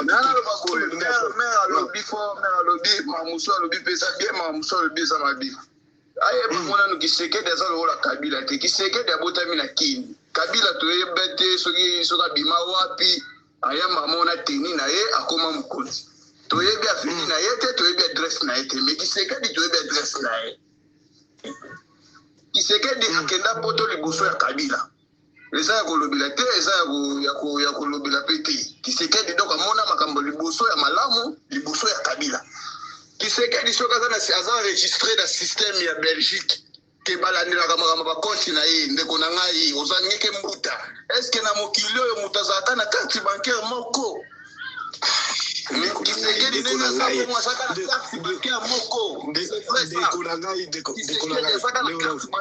compte moko Kisekedi kozanga ba carte belé asa ba carte belé yana solo basoki balobi ke ye bazolinga balandela makambo ba compte bancaire na Kisekedi ana compte bancaire moko te Kisekedi ana ba parce que ça président toujours le likambo président Kisekedi aza président ya mboka na biso ata azokoka makambo te masa président nano alongwete aza président donc kidi président aza na économie nyonso ya Congo na maboko na ye yenda aza na économie nyonso ya Congo soki Kongo ezokufa nzala mbongo eza na maboko na ye po yenda sana modire ya koloba na Kongo ozokomprendre ko nanga so balobi balandela économie na ye se bakokuta kaka nzungu ama famille ya mbongo mbongo ebele siko ba président mosusu poani baza na intérêt bazala nango bongo te soki balobi balandela moto bongo na yebi te na mindela mo soki baza mayele soki baza yebi te mindela mo dezokomdoki mokili tozoba te soki moke na suka tozokomprendre su te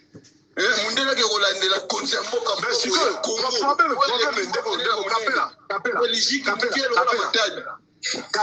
Kapela yoka ngai eza question kozala mbongo te mais problème ezali historique depuis 2005 ti 2025 Tshisekedi est-ce que historique na ye balance kozala ya niveau ya mbongo mutu azali na $5 bamo mutu akomi na $1 million est-ce que les chanceliers oyebi lisolo le chancellerie ya bandali oyo alokotaka mbongo na balcon azalaka likolo amona bamiyibi bayibi mbongo baye kotyango na poubele ye le même jour wana akomaki millionnaire nayebi te soki oyebi lisolo wana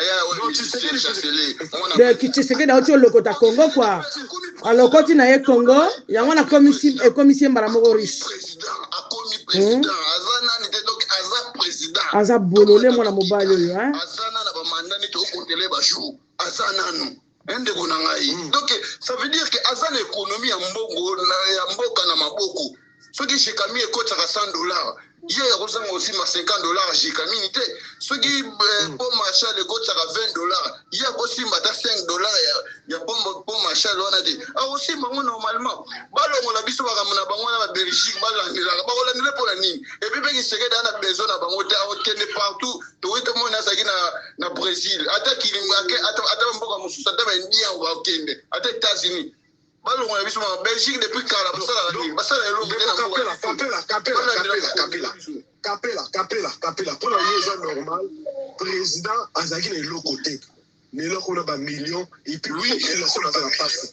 Pour la liaison, c'est normal, c'est ça. C'est normal. Et ça, le rôle de Kabila, où tu as Zamba, il y a un bot, tant que président, à comment Malamoko puissant, à comment puissant.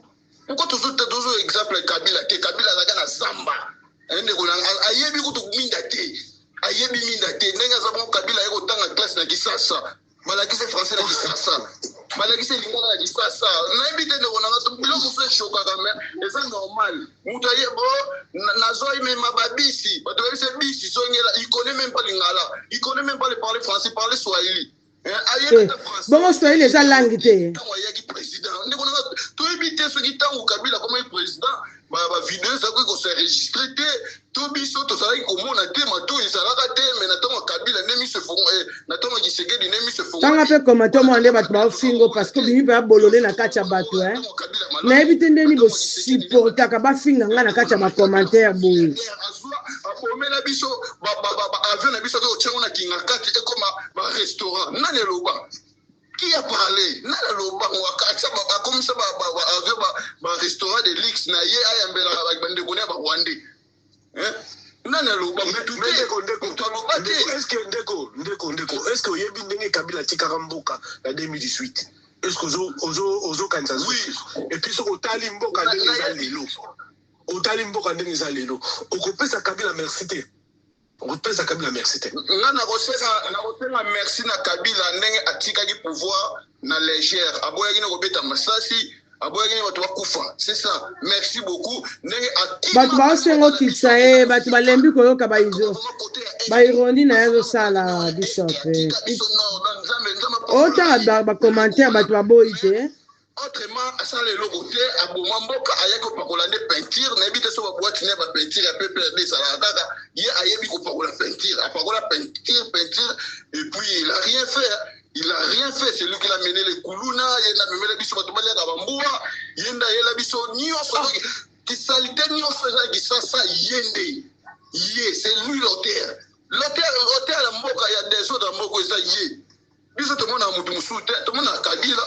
Parce que Kabila mona qui c'est que des hommes malamu fallait pas passer pouvoir soit mona kasa qui mutu mabe fallait pas passer pouvoir mais yenda passer pouvoir auto basaki belé ba shadari banani ya monique mutu ba ko coopérer ba ko dile propre o ya ko sunga elobi ça qui sekedi siko oponi mboa suyo siko to salani biso to landa pouvoir itobi ki sasa eza mabe na minute za ko pola mais biso to landa ka non ma pouvoir qui sekedi ba ko longwa to ko chamu to na biso to lingi soki ba boyi wala ne to ko baluka kwa biso be to na mouvement na biso de mon ancien matira biso bomba terre to ko beta on va frapper maintenant to ko frapper mais to frappe pas mais c'est maintenant on va frapper to ko se lâcher. Merci beaucoup Capella. Merci pour la présence na. Merci beaucoup ndeko. Binomo bozoyo ka ndeko. Binomo tala ndeko tozala musala na mboka oyo. Tozala musala na mboka. Soki mutu azo yimba mbongo ya mboka. Mboka eza kokufa. Mais bato bazo kumisa ba bino te aza président. Aza président mutu a président za na mbongo ebele. Donc si mbete pa ko na mbongo ebele. Non. Cause la président est un synonyme, il y a cause à la richité. Non. Au cause à la président, on a mené une vie normale. Voilà. Na Burkina Faso, on a cause à l'ango. J'ai nabiso, oyo, on a cause à l'ango. Voilà. Na Burkina Faso, c'est tout le monde allié. On a mené une vie normale à tenir. Tenir mon corps à la terre. Na Burkina Faso. Mais on y a biso, botele qui na stade, aïe na stade, kotala ba joueur, alati sandal, bande ko ba bimisi, sandal sur Hermès, il y a Hermès. $1000 sandal on les a coûté. $1000, $1000 ndeko nangai. $1000 au Plus jamais ici, Ndeli, na Mutukolo live, Alinga Mata. Beaucoup, mais plus jamais ici. Denis Diakero, Azako Kabambongo. Bomoni Masaki Azalango, Aziango Wape. Batu la tête. Tokulandela. Voilà. Bonjour, honorable. Katangé, bonjour. Oui, bonjour Bishop, bonjour Nabandegono Sobazo Nabiso, Mboto Nabino. Mbote, soyez les bienvenus. Yo, pour exemple, la Belgique, ma solo et yo qui ont ezandengeni. Est-ce que ça solo vraiment bakukuta historique à Félix Sekedi? Ils ont danger, ils ont la catastrophe, différence à Bambogo et Kokuka, la tena oya zango lelo. Toujours kayo. Merci Bishop pour me passer la parole. Maintenant, pour la parenthèse, Bishop, franchement, c'est regrettable, hein? Mingi, Baya Poto. Balesa Karamaboumou, na lo bakangoti. Non, mais il faut le cahier, Baya ça la poto. Mingi Baya Poto, mais tu as la bango la poto. Est-ce que pas à la poto garçon? Oui, moi j'habite en Europe et je travaille. Voilà. Et Yepona ye, travail n'est pas la Atala kaka, montant au bafoutier. Il y a le baraque, non? Moi je gagne tel montant. Mais si il y a fiche de salaire naé, et t'as la qualité. Voilà. Au moins fiche de salaire naé, attends la qualité. Bafoutier, il y a t'as la kaka montant. Oh, il y a que nous combinons lango, oh, il y a que nous sommes lango, ce qui bien pas, ce qui n'est. Donc, plus de salaires à la raté, pourquoi j'ai été payé comme ça, jour à congé dans les années, balongoli, TVA, tout ça là, et que na compte na nga pour la pension na ngai, ou bien, plus de salaires, il y a bateau, bauti au lekao, nyoso bauti au lekao. Ce sont des gens qui vont à na poto et puis mais fiche de salaire na bango salaire dit absolument rien. C'est que je fais ce que autant fiche de salaire na tamba routine dango na dit que non na rotanga si y a réclamation est-ce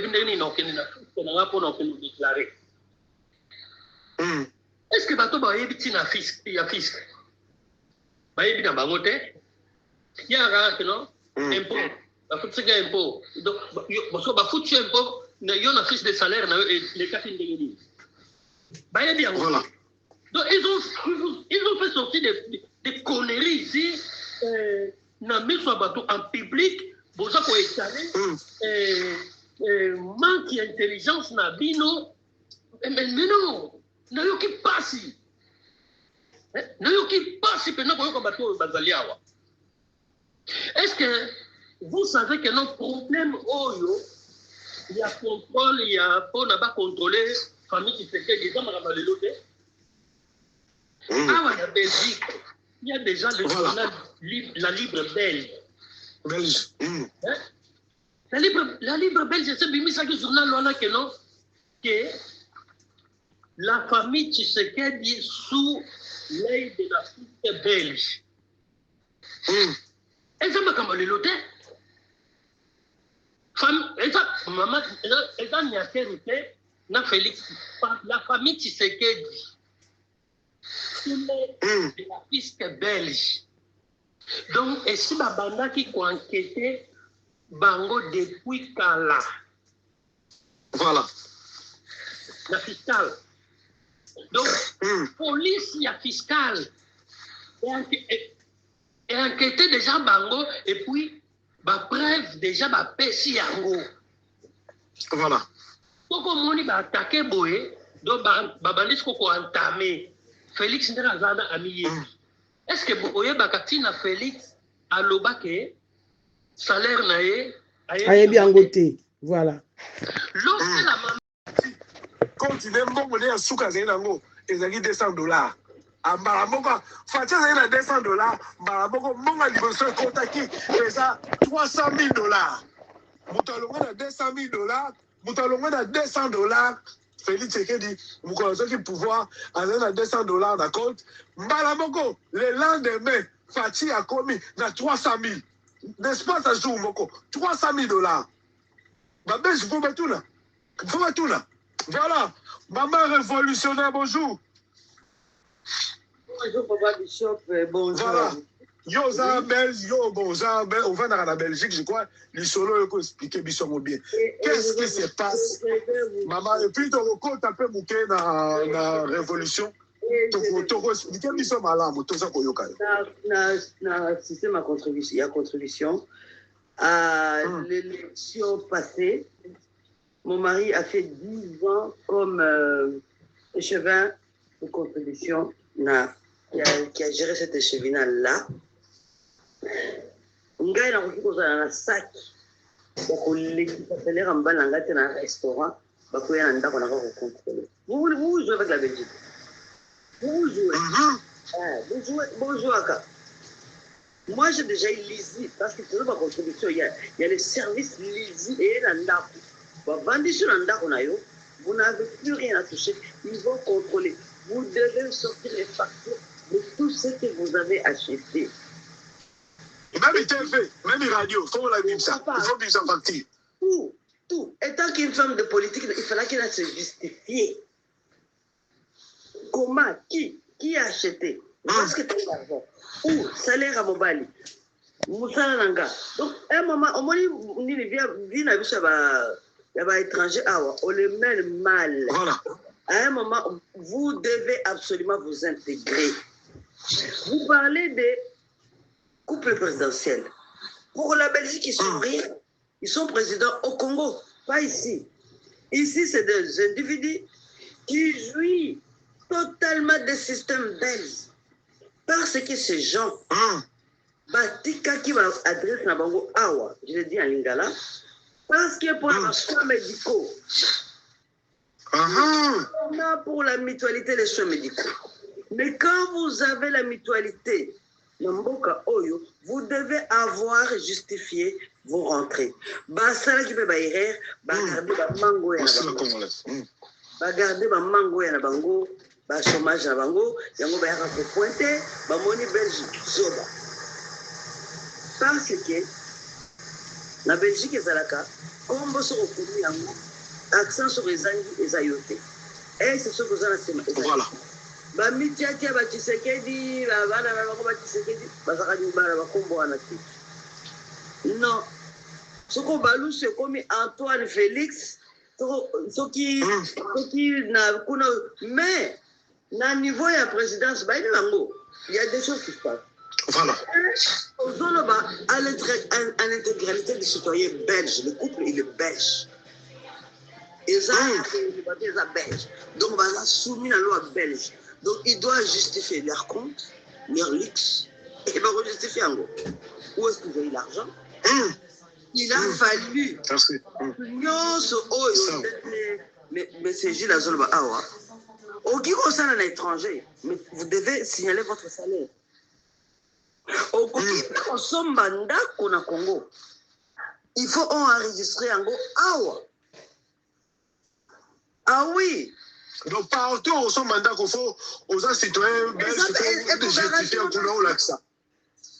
Papa Bishop, au faut à moi au qui t'attend au sombi mbongo mukie kuna na mboka na biso mais eko garantir yo que ba congolais ba botola ndako na kuna te. Moi j'ai ma maison à Lubumbashi, mususu ba botola mususu eza donc eza cadastré na consulat. Au qui botola nga ngote. Voilà, parce que n'a foutu la taxe, n'a préféré la foutu la taxe en Belgique. Voilà. Pour sécuriser, c'est ça. Pour sécuriser, et ça paye. Au foot, mais ils ont seulement montré ma place, mais il faut la foutaka. Mais le bandero la biso qui n'a rakuna, bango ba lingi ba zo les deux. Bazu ya mondele zoba, kuna bango ba yebi. Le mondele ya zakaye azelaka. Akozela yo. Ti na suka na l'air sikoyo abantu fungula lisu malembe akobeta yo abeta ka mutu na suka pona nini bazana besoin mbongo Et il vit avec ça. Et pas pour la Belgique, c'est du pain béni. Du pain béni.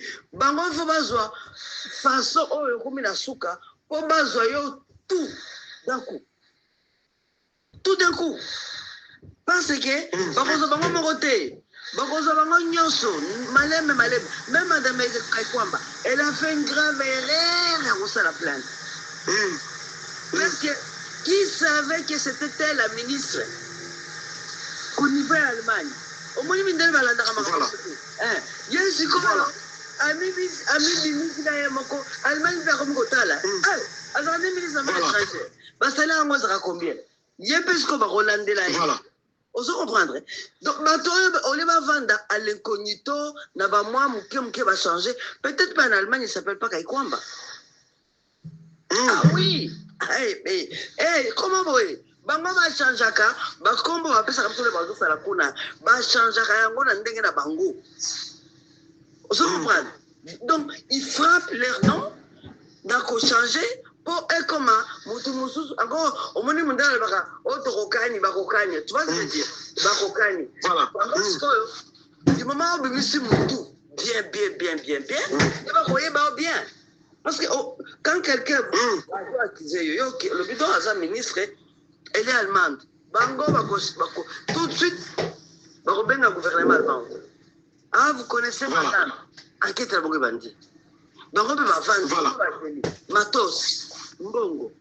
C'est comme ça qu'on arrive à voir tous ces gens, des présidents africains. Bon, ça l'a dit, Kabila. Kabila va relander la porte de l'Église.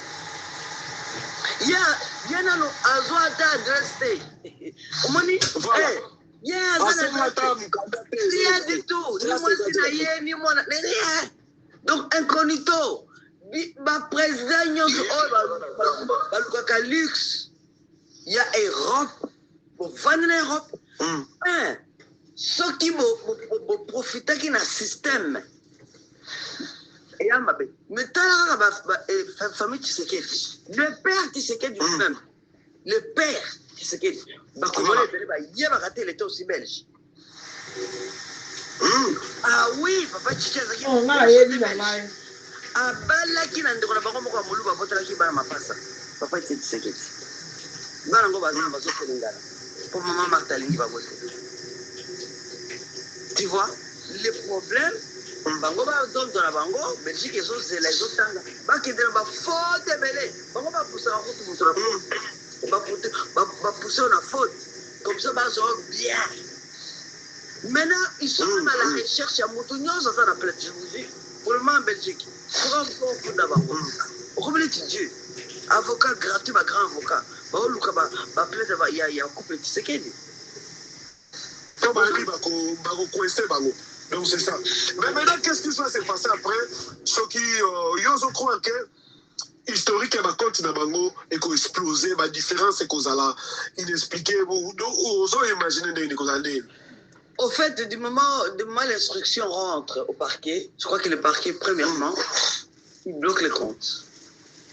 Et c'est la première okay. Déjà, de 1, voilà, poto, ça va bloquer par compte, donc vous n'avez plus même de système à corriger Mbongo. Déjà, Mbongo, la Belgique, Mbongo, na yo moko pour les retirer, c'est pas plus que 600 €, 650 €. Voilà. Limite 650 €. Ok, on s'en peut même pas une fois par semaine. Hein. Voilà. Ce qu'on lingue, on s'en devise à dollars. Vous devez les commander 2 semaines dans la banque na yo. On se justifie. Pourquoi commander? Limite paye 3 000 €. Mais bango va détourner ma compte na bango. Je crois pas baptiser ma même compte et que maintenant comment ça va se passer? Au fait, va détourner ma compte certes. Au bout ça n'a été que ils sont dans les magasins de luxe. Ceux qui reçoivent ma montre à luxe, garantie dans les alliés, signalé, assuré, moi aussi, magasin de luxe, tout de luxe. Delix là ekobimela na misuboye ba bandi soko beta soko devant les juges où est-ce que vous avez eu l'argent Même babima bakolanda babima basaki na yo biloko tout aux abamontre aux alango je crois tout ça c'est tous les magasins sont voués à la TVA et aux contributions. Et là-bas se ressemble peut-être 100 €. Comment ça a été 21% à la TVA, 15% à contribution, 3% à loyer, tout ça. Donc, token dans le système, token dans le système, ça, c'est pas se rendre compte. Le système, il est contrôlé. Ça, c'est pas se rendre compte. Même, je crois que même en communication, ils ont contrôlé. Et puis, on a arrêté beaucoup de gens avec des valises, leurs valises. Nous sommes dans la prison. Voilà. Et puis, petit oyo, baza na Belgique, mikolo oyo, basomba batira sika, basa la raté. Ndesiko batwa, poli kap, on m'a dit ma tongue wana. Ngana le bakaboy, il s'offre yo yebio, yo mto kindra la bagarre. Quand vous allez à la gare, beaucoup de clochard. Avant de la gare, la devant gare. Bino ba Congolais, bokasaka clochard. Le clochard là, à mon avis, Bishop, tous les jours, les Oyakara, à mon avis, combien de gens par jour? À mon avis, par jour. C'est ça les services de renseignement. Moutola peut-être ça, grand, il y a service de renseignement. Ils ont mon clochard, à qui la marque pour aller au Sengombongo. On se comprend. Monsieur. Ces gens travaillent, c'est ça. Donc, awa, pose à la renseignement, il faut compter la vie à Batou. Quand on a fait sa fille, on va les amis, pour raconter le système na bango, n'a pas de na été. Mbila moko ya lisi. À côté du système, à Matongi, parce que tout là, pour bandima laïe, abimina fiango pesi na zemi, pour bandima. Donc, baza bien infiltré. Encore ba Congolais, ba banda na ba café wana, ba beta ba solo na ba Bruxelles, donc ba yebi vila bango nyonso, bambila ba yebi bango, basola na bambila, tozaka na secrétaire. Donc, tout est connu. Donc, le dossier est presque bouclé. On se comprendre. Le dossier est bouclé sans ne pas se rendre compte. Et puis, TikTok n'a pas peut-être dans TikTok, Gana Yebi, parce que dans le phone, TikTok, Hollanda, surtout dans la plainte, comportement, comportement. Donc, ils sont présents dans nos TikTok. Oui, comportement, non? Comportement la biso. Merci. Merci beaucoup. Gana mateka apona expliquer makambo ya Mama Fanny. Voilà.